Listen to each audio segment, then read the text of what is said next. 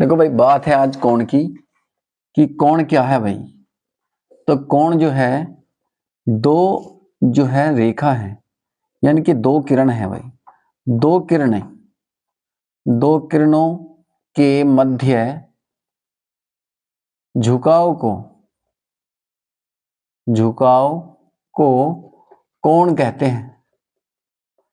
कोण कहते हैं, ये देख लेंगे भाई कैसे है झुकाव। यानी कि एक किरण थी भाई इस तरीके से और एक किरण ऐसे आई, तो ये इनका झुकाव जो अंदर साइड में झुकाव है ये इनका कोण कहलाएगा। यानी कि इसे बोल देंगे भाई इंग्लिश में DEGR डिग्री और हिंदी में बोल देंगे अंश। और अगर मैं इसके सिंबल की बात करूं तो सिंबल इसका दिखा देंगे भाई इस शून्य से। यानी कि किसी अगर इसका मान 30 डिग्री है, 30 है, तो इसके ऊपर सिंबल लगा देंगे भाई क्या है 30 डिग्री का है। अगर इसका मान यहाँ 60 डिग्री है तो 60 डिग्री लगा देंगे भाई, डिग्री यानी कि सिंबल लगा देंगे इस पे। तो ये इस तरीके से दिखा देंगे। तो यहाँ तुम्हारा ये तुम्हारे कोण की परिभाषा होगी।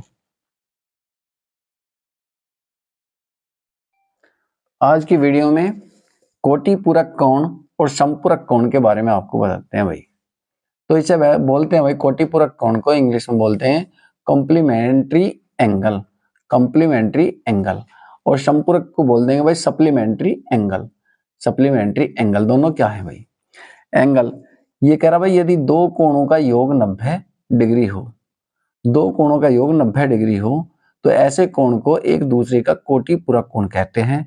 जैसे मैंने लिखा भाई कोण A डिग्री प्लस में कोण B डिग्री, इन दोनों का योग कितना होना चाहिए 90 डिग्री। तो ये आपस में एक दूसरे के कोटि पूरक कोण कहलाते हैं। यानी कि तुम्हें पता चला कि भाई यहाँ एक एंगल है हमारी, एक एंगल यानी कि एक कोण बना लिया 90 डिग्री का। 90 डिग्री का कोण बनाया भाई, तो यहाँ ये 45 का होगा, ये भी 45 का होगा। तो यहाँ कोटि पूरक कोण आपस में दोनों ये बराबर होंगे कि 45 का कोटि पूरक कोण क्या है, 45 डिग्री का कोटि पूरक 45 ही होगा। यानी कि 90 इन दोनों का योग होना चाहिए। मैंने देख लिया भाई यहाँ कि एक 42 है, तो दूसरा इसका कोटि पूरक कोण क्या है, ये कह रहा कि भाई इसका कोटि पूरक 42 का कोटि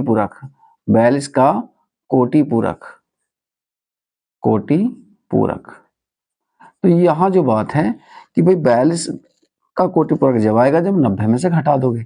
तो 90 में से अगर तुम 42 घटा लो तो कोटि पूरक होना जाएगा तुम्हारा। कैसे भाई? यहाँ देख लिया भाई, यहाँ हो गए 10, 10 में से 2 गए तो कितना बचा 8। उसके बाद यहाँ 8 बचा, 8 में 4 गए तो 48। तो 42 का कोटि पूरक कोण कहलाएगा क्या 48 डिग्री। क्या कहलाएगा 48 डिग्री। इस प्रकार कोटि पूरक कोण निकालते हैं भाई। इसके बाद यहाँ देख लिया भाई समपूरक कोण। देखो समपूरक कोण क्या होता है कि ये एक रेखा है, एक एंगल तुम्हारी एक रेखा ये है, दो रेखा होगी आपस में मिल गई, तो ये जो स्टेट में है बिल्कुल सप्लीमेंट्री एंगल, ये कहलाएगा 180 डिग्री का कोण, 180 डिग्री का कोण। और अगर किसी रेखा को ऐसे खींच दिया जाए पूरा तो वो 360 डिग्री का कोण कहलाएगा। लेकिन बात थी हमारी सप्लीमेंट्री एंगल की। सप्लीमेंट्री एंगल की बात है कि वो कह रहा है भाई कि दो कोणों का योग 180 होना चाहिए। दो कोणों का यानी कि angle A degree plus angle B degree जो बता रहा कि भाई इनका योग 180 होना चाहिए।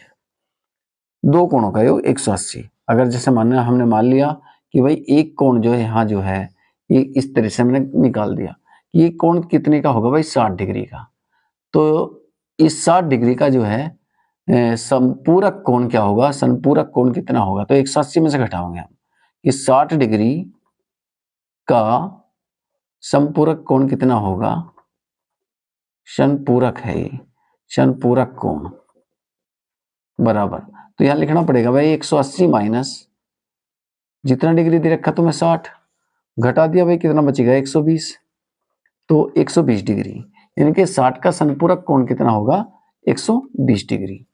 ऐसे निकाल लो। अगर मैं यहाँ एक कोण और बना दूं और यहाँ बना दो भाई तुम्हें जो है कितने का 50 का, कि भाई अब जो है ये वाला कोण, ये पहला था, यहाँ जो कोण है तुम्हारे 50 डिग्री का है, तो 50 डिग्री का समपूरक कोण कितना होगा, 50 डिग्री का समपूरक कोण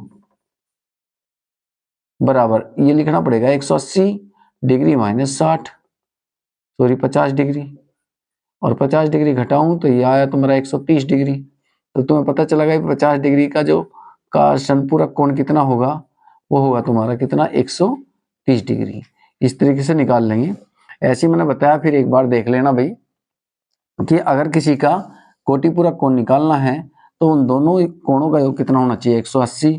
तो अगर एक का मान रखा है तो दूसरा तुम्हें निकालना होगा। मान लो जैसे 25 है, 25 का कोटिपूरक कोण निकालना है भाई, मैं लिखता हूं इसे यहाँ भाई कि भाई 25 का कोटिपूरक कोण निकालना है तो तुम्हें क्या करना है, एक घटाना है 75 में से, 75 में से 25 घटा दो तुरंत, तो तुम्हारा सॉरी कितने में से घटेगा, 90 में से। ये बताया तो मैंने 90 में से, 90 में से घटा दो कितना भाई 25, तो घटा लिया भाई, यहाँ 10 में से 5 गए तो कितना बचे 5, और यहाँ देख लिया तुम्हारा 8, और 8 में से 2 गए तो कितना बचे 65। तो यहाँ तुम्हारा जो कोटिपूरक कोण कितना आएगा, 25 का कोटिपूरक कोण कितना 65, और 65 का कोटिपूरक कोण कितना है 25। यानी कि आपस में दोनों आपस में कोटिपूरक कोण होते हैं। कैसे, यदि कह दूं मैं यहाँ लिख दूं 25 डिग्री, यहाँ लिख दूं 65 डिग्री, इन दोनों का योग करूं तो कितना होगा 90 डिग्री। तब मैं कह सकता हूं कि 65 का कोटिपूरक कोण 25 है और 25 का कोटिपूरक कोण कितना है, वो तुम्हारा 65 है। ऐसे अगर मैं यहाँ कहूं कि भाई एक 50 डिग्री है और एक 130 डिग्री है, तो 50 डिग्री का संपूरक कोण क्या होगा 130, और 130 का संपूरक कोण कितना होगा 50, क्योंकि इन दोनों का योग कितना होना चाहिए 180 डिग्री। इस प्रकार से जो है कोटिपूरक और संपूरक कोण होते हैं। इससे आगे मैं और भी तुम्हें डेफिनेशन दूंगा।